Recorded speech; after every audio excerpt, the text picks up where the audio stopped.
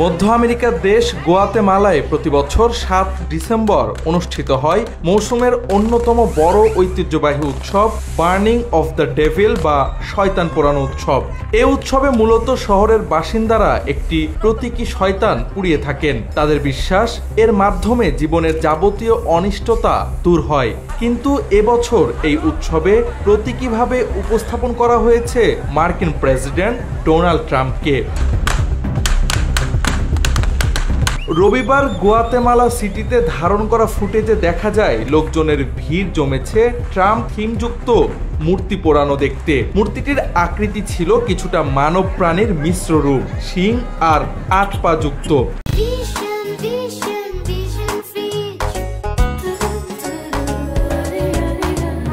আতশবাজি ফোটার মধ্যেই আয়োজিত হয় এই প্রদর্শনী। তবে এইবার কেন ট্রাম্পের অবয়বকেই প্রতীকী শয়তান বানানো হলো সে বিষয়ে জিজ্ঞেস করলে স্থানীয় বাসিন্দা আগুস্তিন মোরালেস বলেন, সত্যি কথা হলো ডোনাল্ড ট্রাম্পকে শয়তানের রূপে তৈরি করা হয়েছে যুক্তরাষ্ট্রে যা ঘটেছে তার জন্য। তিনি অভিবাসীদের প্রতি খুব কঠোর অবস্থান নিয়েছেন। অনেক কারিগর পরিবারের জন্য এই দিনটি জীবিকার উৎস। তাদেরই একজন মার্কো আন্তোনিও গনসালেজ, যিনি এ ধরনের পুত্তলিক কার্টুন বা মূর্তি বানিয়ে থাকেন। তার প্রতিষ্ঠানের নাম পিনিয়াটাস টম ই জেরি। ট্রাম্পের অবয়বে শয়তান বানানোর প্রসঙ্গে তিনি বলেন,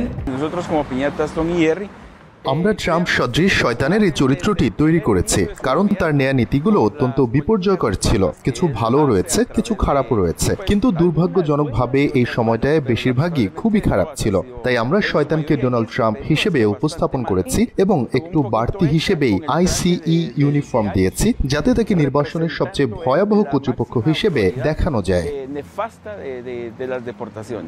গুয়াতেমালায় শয়তান পোড়ানো মূলত ক্যাথলিক ধর্মীয় ঐতিহ্যের অংশ হিসেবে শুরু হলেও সময়ের সঙ্গে সঙ্গে এটি সৃজনশীলতা, ব্যঙ্গ বিদ্রুপ এবং কারুশিল্পের মিশেলে সামাজিক বার্তা দেওয়ার উৎসবে রূপ নিয়েছে।